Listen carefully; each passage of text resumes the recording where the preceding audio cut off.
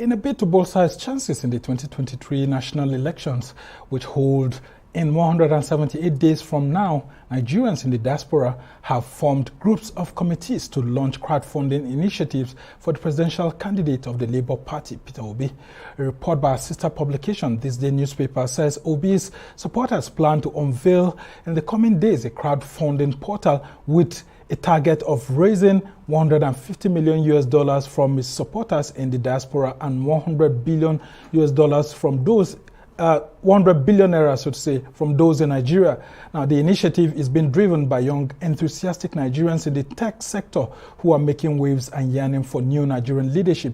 Obi, who was in California on Tuesday, is currently on a foreign tour to meet with his supporters in Canada, Germany, London, Italy, and the United States, where it is expected that he will raise substantial amount of funds needed to prosecute the election. But at home here, his political party continues to enjoy defections from other political parties too, with the latest being the renowned actor and legal practitioner Kenneth Okonkwo, among others, who have joined the Labour Party to help him prosecute his presidential ambition. Well, to discuss more on this, I have joining me in the studio the cerebral Nollywood actor who is now the latest entrant into the Labour Party in Nigeria. He's also a legal practitioner. And of course, I'm glad to have Nollywood actor Kenneth Okonkwo joining me here. So good having you again. Thank you very much. After our last outing. Good evening, viewers at home. And how's it been? I mean, you are now in the Labour Party. The last time you were here, it was in the realm of speculation, but now you're fully a member of the Labour Party. What does it feel like leaving the APC, Nigeria's governing party, and getting into the opposition? Some will say that you have committed political suicide. You know, being a member of a ruling party, it means that the only thing that can make you to leave such a platform for a new platform is because you want to play politics based on principles. And of course, you know that Nigeria is yearning for a change, for a new Nigeria. Whoever is a Nigerian and is telling you he's happy with the status quo is doing it either for pecuniary or personal interests. Certainly not because of national interests. Because you have seen that the economy has collapsed. As I'm talking to you, the deficit in the economy is 11 point something trillion naira. 3.36 trillion naira is to be used for subsidy alone. As you can see, the security apparatus has collapsed.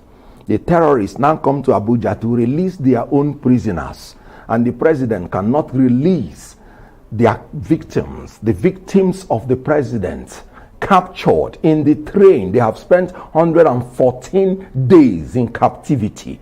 Security has collapsed. You can imagine the governor of the president, the governor of Katsina State, weeping and crying, telling the people that men now voluntarily give their wives and daughters for the terrorists to enjoy sexually for 1 week. I'm talking about the governor of Katsina State, the governor of the president. And corruption has collapsed. One person stealing 109 billion naira. And this APC ran under the mantra of anti-corruption, of economy and security. So APC has failed. And their failure is built on the foundation of the failure of PDP. That failed first, they acknowledged that they failed. In fairness to them, they apologized to Nigerians. So Nigeria is yearning for a change. Having looked through the constitution of Labour Party, I told you the last time I came that I cannot enter a party first except I am appraised with their modus operandi.